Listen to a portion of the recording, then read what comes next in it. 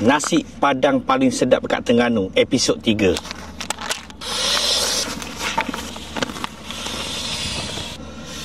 Hari ni kita beli daging seketul ni, paru belado, timun-timun sikit, sambal kerang, kentang sambal. Ini nasi Padang paling legend dekat Kuala Terengganu, Evina Nasi Padang. Saya makan ni daripada zaman 1990-an lagi. Bismillahirrahmanirrahim.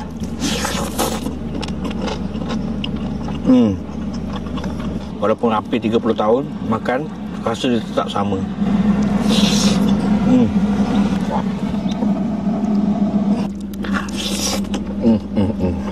Bagi aku, Evina Nasi Padang memang nombor 1.